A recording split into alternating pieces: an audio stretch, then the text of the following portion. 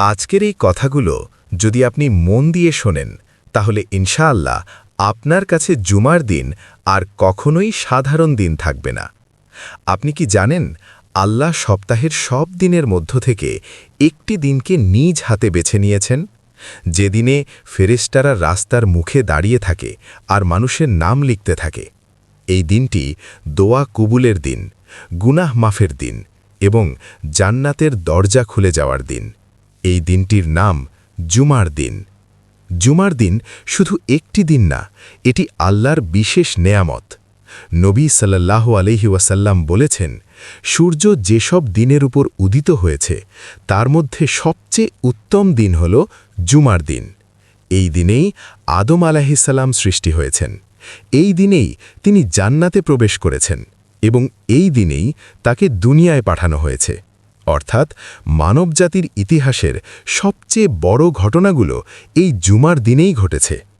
আপনি কি জানেন জুমার দিনে এমন একটি সময় আছে যে সময়ে একজন মুমিন বান্দা হাত তুলে দোয়া করলে আল্লাহ কখনোই সেই দোয়া ফিরিয়ে দেন না, কিন্তু সেই সময়টি গোপন রাখা হয়েছে, কারণ আল্লাহ চান তার বান্দা পুরো দিনটাই তার দিকে ফিরে থাকুক।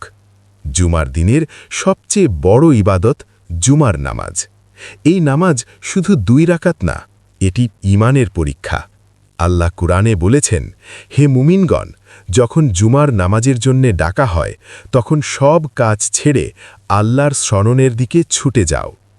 যে ব্যক্তি জুমার নামাজকে হালকাভাবে নেয়, নবী সাল্লাল্লাহু আলাইহি ওয়াসাল্লাম সতর্ক করে বলেছেন, যে ব্যক্তি পরপর 3টি জুমা অবহেলা করে আল্লাহ তার হৃদয়ে মোহর মেরে দেন। জুমার দিন গুনাহ মাফের সুবর্ণ সুযোগ। নবী বলেছেন, এক জুমা থেকে আরেক জুমা পর্যন্ত মাঝের গুনাহগুলো ক্ষমা করে দেওয়া হয়। শর্ত একটাই, বড় গুনাহ থেকে বেঁচে থাকতে হবে। জুমার দিনে দরুদ শরীফের ফজিলত অসাধারণ।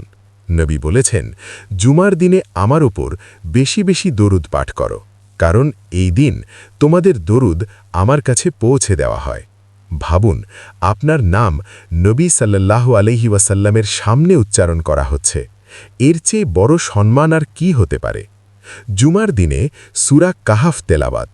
নবী বলেছেন, যে ব্যক্তি জুমার দিনে সূরা কাহাফ পড়ে তার জন্য 2 জুমার মাঝখানে একটি নূর সৃষ্টি করা হয়।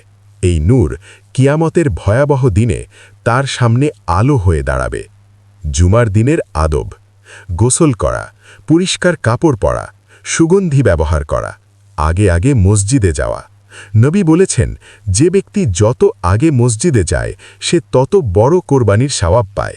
প্রথমে উট, তারপর গরু, তারপর ছাগল। ফেরেশতারা তার নাম লিখে রাখে। খুতবা শুরু হলে কলম বন্ধ করে দেয়। জুমার দিন আমাদের শেখায় ঐক্য। ধনী গরিব, সাদা কালো সব এক কাতারে। এই দিন আমাদের হৃদয় পরিষ্কার করার দিন। শেষ কথা, জুমার দিন সপ্তাহে একবার পাওয়া আল্লাহর পক্ষ থেকে একটি খোলা দরজা, যে দরজা দিয়ে ক্ষমা, রহমত এবং জান্নাত পাওয়া যায়। আজ থেকে সিদ্ধান্ত নিন, জুমার দিনকে অবহেলা করবেন না। এই দিনটিকে আপনার জীবনের সবচেয়ে গুরুত্বপূর্ণ দিন বানান। আল্লাহ যেন আমাদের সবাইকে জুমার দিনের ফজিলত বুঝে আমল করার তৌফিক দান করেন। আমিন।